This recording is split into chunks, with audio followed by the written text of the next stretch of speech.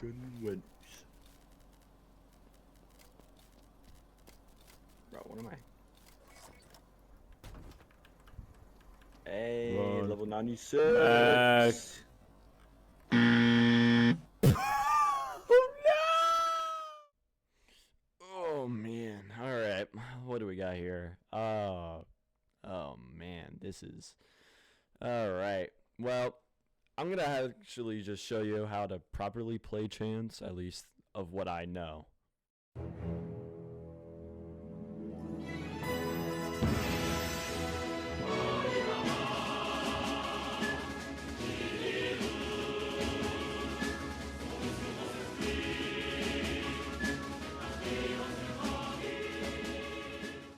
This was gonna happen eventually, but I'm not gonna waste any time. Basically, I'm gonna break this off in 3 sections, and I'm gonna put that up on the video right now, so you can read this while I'm explaining something else.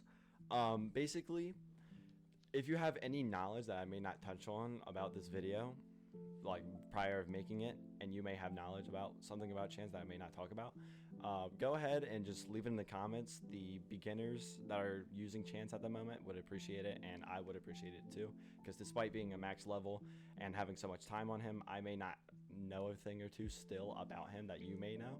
So it's very nice to, you know, share that knowledge one to another.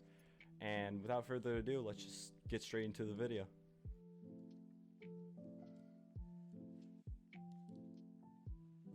Since we're in section 1, all we're going to talk about is pretty much his stats, his abilities, and how they work.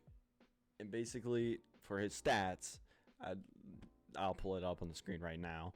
Pretty much, the health is 70, ranges at maximum to 120, and also is randomized. So it does depend on each time you spawn in the match, or like spawn in each round. And it also depends on each time you reroll, which I'll also explain later in the video. For his regular speed is 12, sprinting speed is 24, and then his max stamina is 100.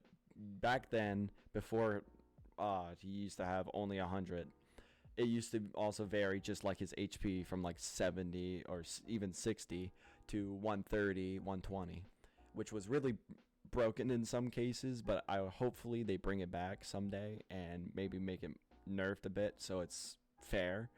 And but now it's just max stamina 100, and it's pretty good. So I mean, I appreciate this version of chance, but hopefully they bring that back. For stamina loss per second, it's just 10, and then stamina gain per second is 20, and that's pretty much for his stats. So let's just get straight into his abilities.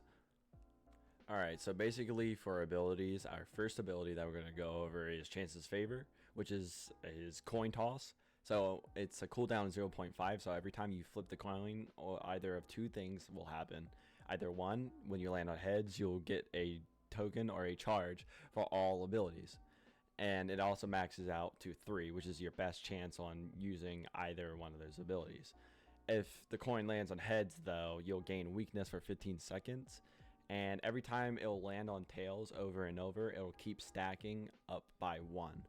And the weakness, remember, it has no cap, so you could literally go to like weakness 50 or even 100. And that's pretty much it for Chance's Favor. So let's just go for the next one. Alright, I know this looks like a lot, but don't worry, I'm going to explain it the best way I can. One shot is your gun. So pretty much the cooldown is 40 seconds, and there's 3 outcomes for every time you pull the trigger and use your gun. Either 1, nothing will happen, the gun won't fire, nothing, it'll just stall on you. There's the second outcome, which will be the flint knock would end up exploding, which is your gun, by the way. It will deal 45 damage to you, and it will also disable the gun indefinitely, but it's not really that true, since all you have to do is build up 3 charges and then hat fix, so you can get your gun back. So it's not indefinitely. For the third outcome, there's this is your best chance that you'll be able to fire the gun. You'll be able to stun any killer with it as long as you are within 90 studs of them for 1, varying through maximum of 5 seconds, depending on how close or far you are. So it it does depend on how far and how close you are when you shoot your gun. As for the downside, really, is for every chance that's in a match each round, the chance of a successful shot will decrease by 5%. But every other outcome, so like the gun stalling or the gun exploding on you, will increase by 2.5. So you have to be careful on how many chances there are in your matches as well. Not really. You probably won't run into like a full lobby of chances, but it's still possible. The cap of the charges you can have for the gun is 3, which is your highest chance of pulling the trigger and it being a successful shot. And it'll remove all the charges once you use it one time, so you have to build it up with your coin again and then repeat the process. So that is for the second ability, and let's just get into the third one. Alright, so this is Chance's third ability, reroll, and how it works is its cooldown is 20 seconds every time you use it, and the Chance rerolls the value of your max HP, like I said earlier, which will vary from 70 to at max 120. And for every charge that the ability has, the number will be intensified by 3%. So you always want to go for probably like max charges before you use your reroll, so you can get the best chance possible. Get it? But you'll have the best possibility and outcome in order to pull the best HP for your chance during that round and each round. And also using the ability will remove all the charges for every ability, so you got to remember to always flip your coin after using it once, and it's just rinse and repeat process for that. So nothing much into it. Let's just get to the next one. Alright, now as for the final ability for Chance, we were going to be overviewing is Hat Fix. Hat Fix has a cooldown of 70 seconds, and activating it will wipe away all the weakness stacks that you've been building up throughout the round, and it will wipe it away. But this ability can only be used though as long as you have the maximum of 3 charges for all the other abilities, and using it though will remove all the charges on every ability, but it will re-enable your one-shot ability for your gun if it was disabled from like maybe when you shot at the killer and it just exploded on you. So that's pretty much it. There's nothing really else to get into except for that. That's all you need to know, since there are some new Chance players that don't know about that because they think once your gun explodes, like that's it, you can't get it back. But that's incorrect. You can get it back. You just need to use Hat Fix once it explodes. So without further ado, let's just get into the next section.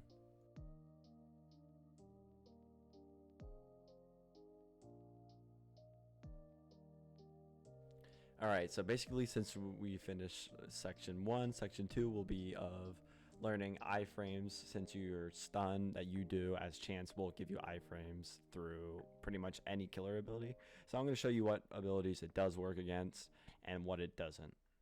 So let's get into it.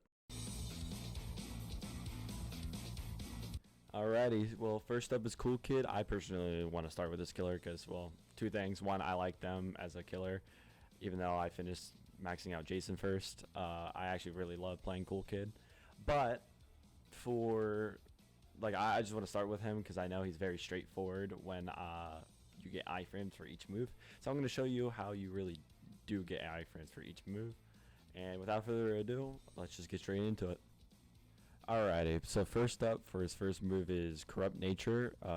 When hit by Corrupt Nature, you'll be slowed, which he can follow up with extra combos, like his dash, if you don't know what you're doing, or even he'll just go in for a normal punch. So to combat this as Chance, for me personally, I like to, like with Cool Kid at least, I like to keep some distance, but not too much, so I can always, gain iframes from each move. And to do that, to gain iframes from his first move, Corrupt Nature, you have to shoot and stun the killer right before the pebble comes and hits you, and which will be shown right now on the screen. And it is possible Sometimes it's going to take us a little bit of mistiming, but eventually you'll get the hang of it. And it's actually very good if you can pull it off, because it wastes some time and it wastes their move. And then let's get into the next move for Cool Kid. Alrighty, so the next ability that we're going to be going through and talking about for Cool Kid to interrupt will be Walk Speed Override. I have gotten many stuns off of Cool Kids for free because of this move. You can do many things like sidestep them and wait until their animation ends when they're dashing at you. So when they stop moving, you can go for a shot, which will extend their wait time for their animation to end after getting stunned. So it will, it does like mess them up and interrupt them and really make them waste time, which is what you want to do. Or you could, if you're quick with it, you can also try to go for a shot right before they land their dash. And I'll show it right now on the screen for that one at least. And if you can pull this off and master it, this can be very useful for your team, and it can also waste a lot of Cool Kids' time. Alrighty, so let's get into the third ability. Alrighty, for the third ability, we have Pizza Delivery. It does 10 damage, cooldown is 50 seconds, and after a long wind-up, Cool Kid will summon 2 Pizza Delivery guys, and they're automatically set to find the nearest survivor that they are nearby when they spawn. And when they're hit by the AI, the Cool Kid will be able to see your aura for 15 seconds, so he'll be able to see you like X-ray around the map, and you'll be inflicted with the Burning 1 status effect for 15 seconds as well, losing some HP from the AI as well. So to combat this, really, you just need to keep your distance with the pizza deliveries. If you see him doing the animation, just use that time to make distance.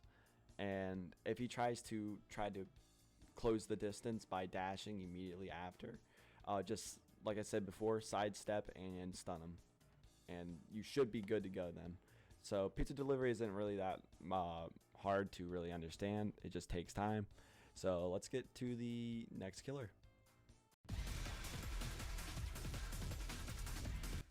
Alrighty, now we're on to 1X. I don't have much experience of playing as him, but I know at least the most minimum to at least survive and go against him. So 1X's first move I'm going to go over is Mass Infection.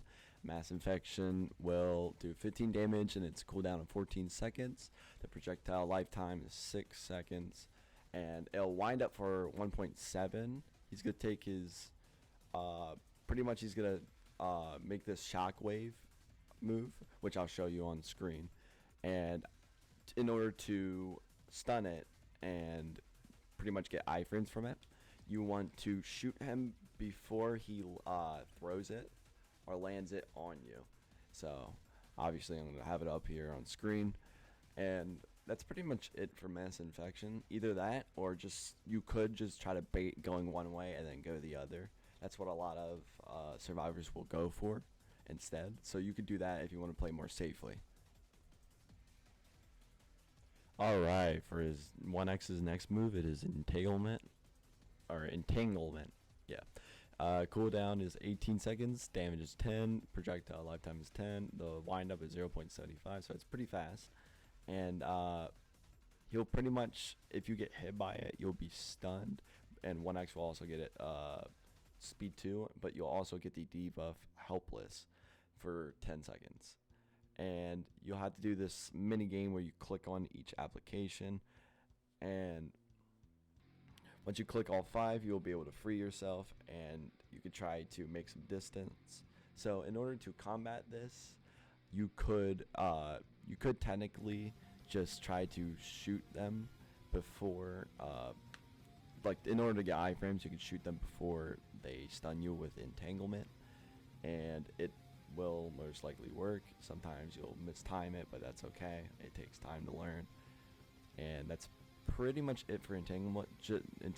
Just like with Mass Infection, you want to also, if you want to play it safe, you can always just try to bait it by going left but then go right, or go right then go left. you could just bait them by trying to go one way and to the other. So that's pretty much it for entanglement, and let's just get into the third ability.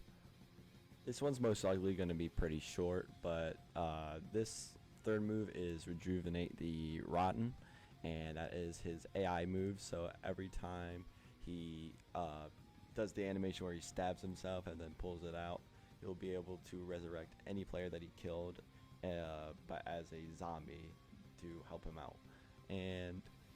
But they are AI, remember, you can't control them. As for that, you could shoot the AI, but I suggest rather just keep your distance from them, because it's better to save your gun for something more like worrying than their AI. As much as their AI is pretty fast, I would say all you need to do is just keep your distance with AI and you'll be completely fine. And that's pretty much it. I'm probably not going to get into Unstable Eyes, since it's the same thing for the first two of the abilities, where all you have to do is just stun them before they get out of their animation to waste their time. And that's pretty much it. So yeah, let's just get straight to the next skiller.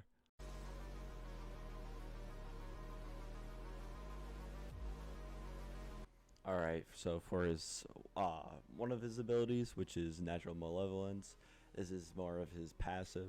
So every time he's walking around or moving, he leaves a trail behind him of corruption, and if you step in it, you'll be corrupted. You'll have corrupted 2 for 3 seconds, so it'll damage you over time, and it'll give you this little corrupted look. It's pretty neat. It's pretty easy to avoid. Sometimes you'll end up like stepping into it when you're having an altercation with John Doe, or if you need to get by him, you might have to sometimes step in it in order to get away from him. But to really avoid it, just keep your distance as much as you can. But if he's close up to you, just pay attention to where he runs and try to run the opposite way. And that's pretty much it. Let's just get into the next move.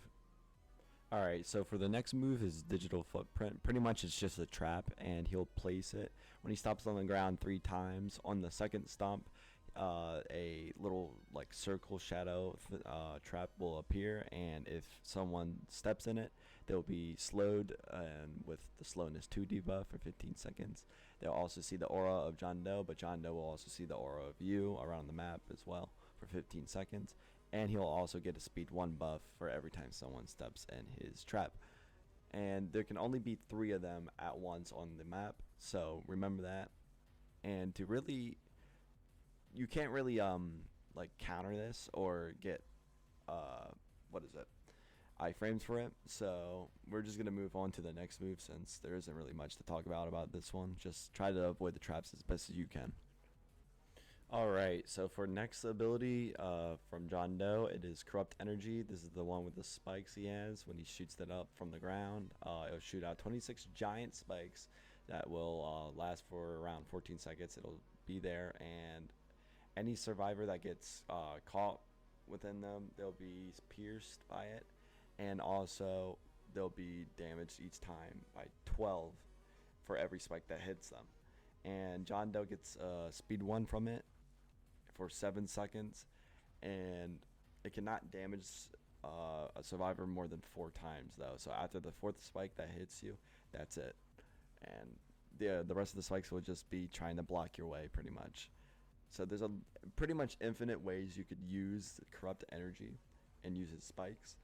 So the best way to really counter this is you can shoot them right before they let out the spikes, which I'll put it on screen right here, and that's pretty much what you can do against Corrupt Energy. If you don't want to do that and you want to save your gun, you can also just try to bait out his spikes, and you could try to weave like to the right and then to the left to like make them think you're gonna go over to the right side and then go to the left instead. So it's just more of mind gaming with John Doe in order to survive his spikes. So that's pretty much it.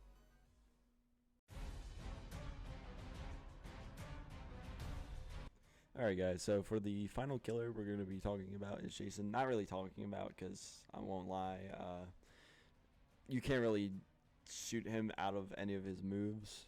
I mean, you could try against his Gaishing Wound. I wasn't able to get it really personally except for one time. I never really caught it on clip, but I do remember before uh, it was more possible being able to shoot him during his gauging wound animation before he got reworked a bit. And but now you can't really try that. So for Jason, I'd say try to get any shots off when you have some distance against him, so you can keep the distance away from Jason as much and for as long as possible. And that's pretty much it for Jason, because you can't really stun him out of his raging pace. You can't stun him out of his gauging wound or his what was it? His behead. I mean, you could try, but it might end up getting you killed. So I suggest you don't. So don't really try to stun him out of any of his moves. Just keep your distance, stun him when you can, and you should be good from there. So that's pretty much it for Jason.